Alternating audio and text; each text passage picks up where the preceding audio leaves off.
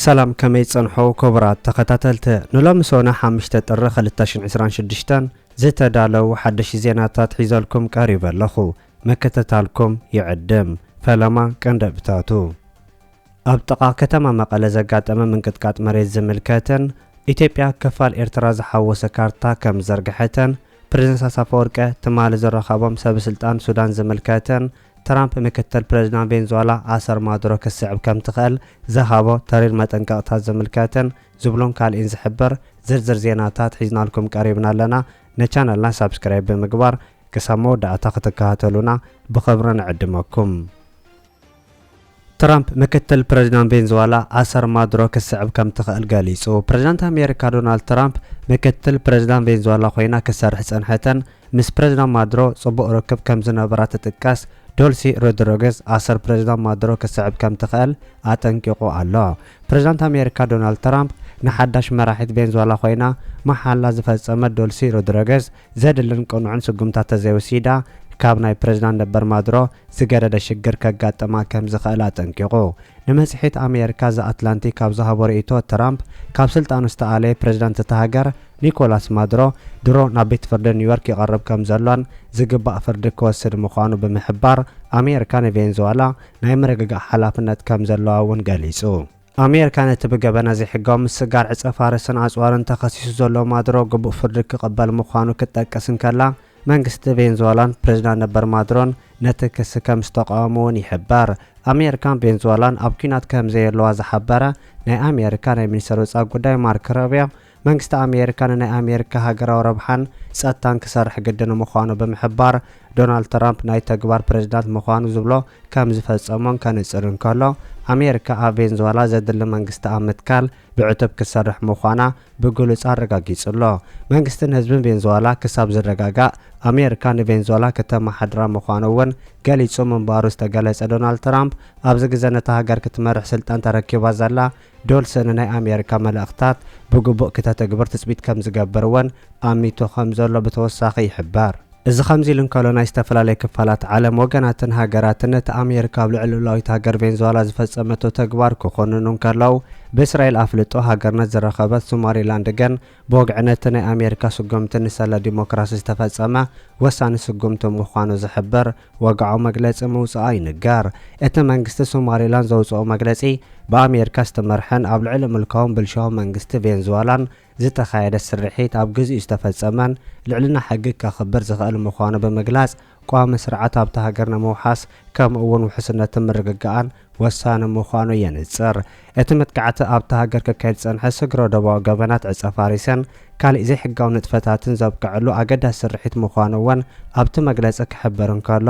ኣብ ቬንዙዌላ ሰብኣዊ ሃዋህው ንምምሕያሽ ክስራሕ ከም ዝኾነ ወሲኹ ነጺሩሎ ፕሬዝዳንት አሜሪካ ዶናልድ ትራምፕ ንሓዳሽ መራሒት ቬንዙዌላ ዶልሲ ሮድሪጌዝ ቁኑዕ እንተዘይገይራ ንሳ እውን ኣዝዩ ከቢድ ዋጋ ምናልባት እውን ካብ ናይ ማድሮ ዝኸፍአ ክትከፍል ከም ትኽእል ምስ አትላንቲክ ኣብ ዝገበሮ ቃለ ምሕተት ዘጠንቀቐ ኮይኑ ትራምፕ ንሓዳሽ መራሒ ቬንዙዌላ ኣፈራሪሑ ህዝቢ አሜሪካ ብደምን ዶላርን ዝኸፈሎ ይክብል ኣጠንቂቑ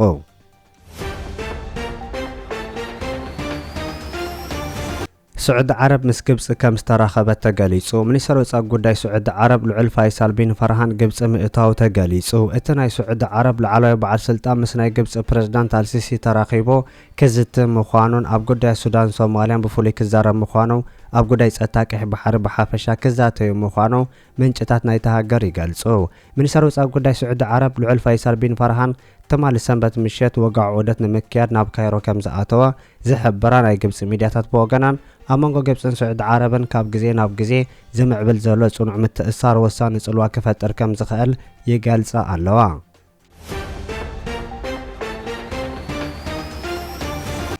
ፕሬዝዳንት ኢሳያስ አፈወርቂ ምስ ናይ ሱዳን ሚኒስትራት ከም ዝተራኸበ ተገሊጹ ፕሬዝዳንት ኤርትራ ኢሳያስ አፈወርቂ ትማሊ ሰንበት ምስ ሚኒስትር ፋይናንስ ሱዳን ጅብሪል ኢብራሂምን ሚኒስትር ዜና ካሊድ አልሳር ከም ዝተራኸበ ተገሊጹ ፕሬዝዳንት ኢሳያስ አፈወርቂን እቶም ናይ ሱዳን ሚኒስትራትን ኣብቲ ርክብ ብዛዕባ ጸጥታ ቀይሕ ባሕሪ ዝዘተዩ ኮይኖም ነቲ ጸጥታ ንምሕላው ዝተዋሃደ ስራሕ ክስራሕ ከም ዘድሊ ምግላጾምን ናይ ሱዳን ሚድያ ነጺረን ኣብቲ ኣብ ዓዲ ሃሎ ዝተኻየደ ኣኼባ ንረብሓ ክልቲአን ሃገራት ንምግልጋልን ምርግጋእ ቀርኒ ኣፍሪቃ ንምድልዳል ቀጻሊ ፖለቲካዊ ምውሃድ ከም ዘድሊ ዝተገለጸ ኮይኑ ኣገዳስነት ናይ ትርክብ ዕዙዝ ምንባሩ ናይ ሰራዊት ሱዳን ሚድያ ገልጻ እቲ ዘተ ኣብ ዞባውን ኣህጉራዊ ምዕባለታት ጎኒ ጎኒ ምምኽኻር ኣብ ዝተፈላለዩ ዓውድታት ክልቲኦ ዝምድናታት ንምዕባይ ዝሕግዙ መንገድታትን ዘጠቃለለ ምንባሩ እውን ናይ ሱዳን ምንጭታት ወሲኾም ገሊጾም ፕሬዝዳንት ኢሳያስ አፈወርቂ ኣብ ቀረባ እዋን ናብ ስዑድ ዓረብን ግብፅን ዘካየደ ዑደት ሓዊሱ ምስ ሃገራት ገምገም ቀይሕ ባሕሪ ርክብ ንምሕያል ክጽዕር ምጽንሑን ጎረቤት ሃገር ኢትዮጵያ ኣብ ጉዳይ ባሕሪ ኣመልኪታ ተኽታኹ መግለጽታት ምውፃእ ትቕጽል ከም ዘላውን እቶም ናይ ሱዳን ሚድያታት ገሊጾም ኤርትራ ምስ ሱዳን ዘለዋ ታሪኻዊ ርክብ ኣብ ምሕላውን ምዕባይን ተወፋይነት ከም ዘለዋ ዝገለጸ መራሒ ኤርትራ ሓባራዊ ብድሆታት ንምግጣም ምትሕባር ከም ዘደለዎን ኣስሚሩሉ ኣሎ እቶም ናይ ሱዳን ልኡኻት ብወገኖም ኤርትራ ብሰንኪታ ኣብ ሱዳን ዝካየድ ዘሎ ኩናት ተመዛቢሎም ኣብቲ ሃገር ነዝነብሩ ወይ እውን ብኡ ዝሓልፉ ዜጋታት ሱዳናውያን ዝተዋሃበ መሰላጠታት ክንእድኡን ከለዉ ናይ ፕሬዝዳንት ኢሳያስ አፈወርቂን ሓድነትን ጸጥታን ሱዳን ዝደግፍ ፖለቲካዊ መርገፂ ብተወሳኺ ሞጊሶም ዜጋታት ሱዳን ኣብ ኤርትራ ሚያዝያ 2023 እቲ ግጭት ካብ ዝጅምራ ትሒዙ ኣብ መሰላጠታት ካብ ክፍሊት ናጻ ምዃኖምን ናይ ምንቅስቓስ ናጽነትን ሓዊስካ ሓላፋታት ከም ዝተዋሃቦምን ተገሊጹ ኣሎ እዚ ከምዚ ኢሉ እንከሎ መራሒ ቀቢላ ሙሳ ሃሊል ኣብ ቀረባ እዋን ኣብ ቅትለት ሓደ ላዕለዋይ ኣዛዚ RSF ተሳቲፉ ዝብል ክሲ ትማሊ ሰንበት ከም ዝነፀጎ ተሓቢሩሎ ቅትለት ናይቲ መራሒ ብገዛ ህድኡ ነበር ምዃኑ ዝገለጸ እቲ መራሒ ቀቢላ ናይ RSF ሓይሊ ገለ ክፋላት ናይቲ ኣህዶ ክፈልዩ ኣብ ዝፈተነሉ ግዜ ነቲ ስጉምቲ ከም ዝወሰደ እውን እቲ መራሒ ቀቢላ ገሊጹ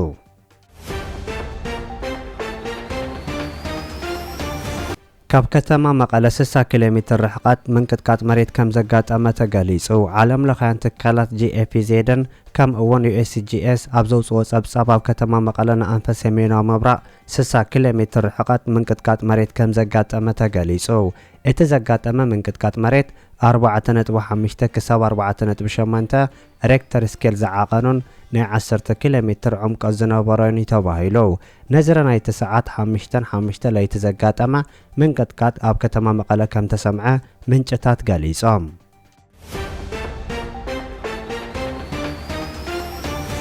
ኢትዮጵያ ክፋል ኤርትራ ዝሓወሰ ካርታ መቕረባ ተገሊጹ ኣብ መመረቕታ ወተሃደራዊ ልምምድ ኢትዮጵያ ንኤርትራ ዝሓወሰ ካርታ ኢትዮጵያ መቕረቡ ተገሊጹ ኣብቲ መመረቕታ ዘቐረበ ካርታ ንደቡባዊ ቀይሕ ባሕሪ ኤርትራ ሙሉእ ብምሉእ ምስ ኢትዮጵያ ዝሓወሰ ክኸውን እንከሎ ኣብ መመረቕታ ወተሃደራዊ ተዓሊም ጽንዓት ከም ገጸ በረኸ ዝተዋሃበ ምዃኑ ተገሊጹ ኣሎ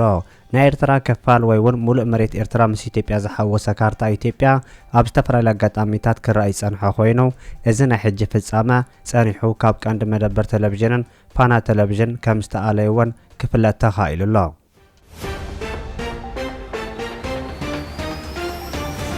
ክቡራት ተኸታተልቲ ንሎም ዝተዳለወ ዜና ነዚ ይመስል ኣብ ዝቕጽሉ ዝፍነው ዜናታት በቐዳምነት ክበጽሐኩም ሳብስክራይብ ዘይገበርኩም ሳብስክራይብ ንኽትገብሩ ብኸብሪ ንዕድመኩም